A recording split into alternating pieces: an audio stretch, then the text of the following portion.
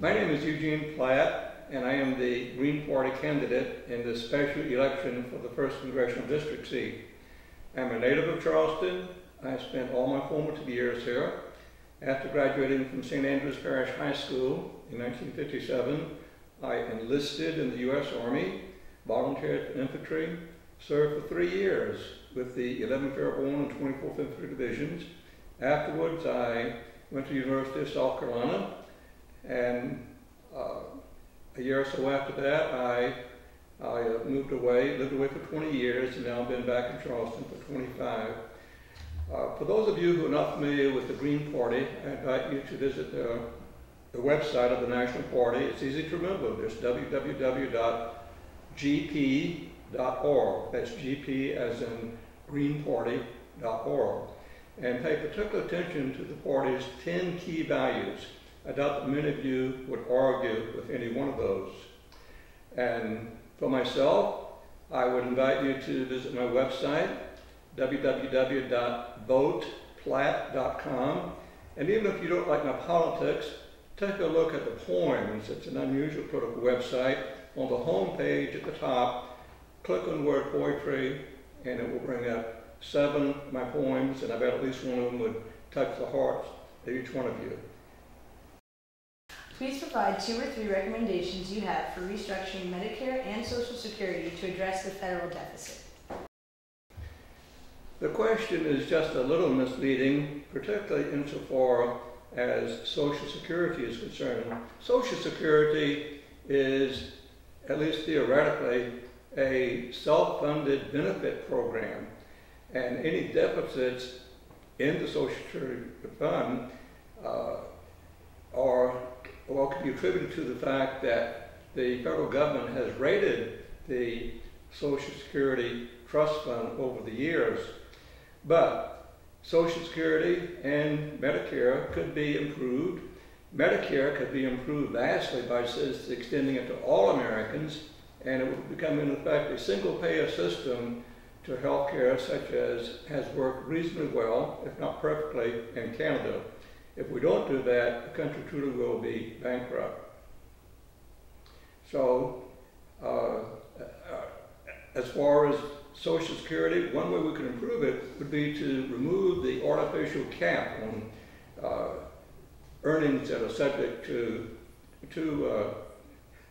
taxation.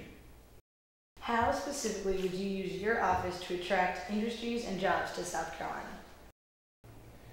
Well, I'm not sure that that is the best approach to take for providing full employment for my fellow South Carolinians. I don't think that government should be, at least the federal government, should not be in the business of raiding one state to get jobs to the other. The last time I said the pledge to allegiance, it went something like this. I pledge allegiance to the flag of the United States and to the republic for which it stands, one nation. And I emphasize this point, one nation. And I don't think that it's really beneficial to this one nation to just simply move jobs from another state, another part of the country, and bring them here. Too often that just devastates communities. What we should do is just make the climate here in South Carolina more beneficial by improving our educational system. Please explain why you do or do not support the Environmental Protection Agency's efforts to enforce strong clean air and clean water standards in America. 2 of the best reasons are my beautiful granddaughters, Maya, who will be 8 years old in a few weeks, and my younger granddaughter, Elena, who's 5. And of course, by extension, all children and all people who have to breathe air and who have to drink water. It's almost a non-brainer that we would even question the need for an entity like the Environmental Protection Agency. If anything, it should be strengthened. And global warming, I think it has long since been proven beyond any doubt, and factored into that the way that we continue to pollute our air. And so, again, I would strengthen it by advocating criminal penalties for those who were in flagrant violation. So again, I would like to invite all of you to visit my website, www.voteplatt.com, and take a look here at my mascot, this frog, under the motto, Leap of Faith. That's what I think I'm doing.